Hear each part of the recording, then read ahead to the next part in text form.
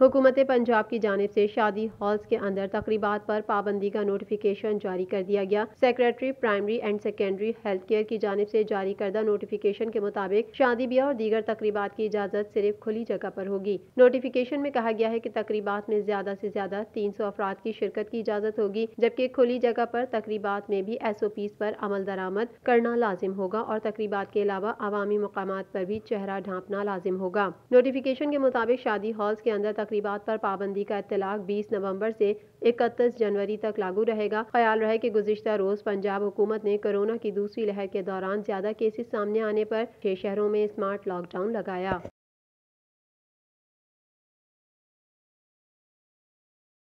पाकिस्तान भर में नुमाइंदगान का वसी नेटवर्क, हर खबर जानने के लिए देखते रहिए TNN TV।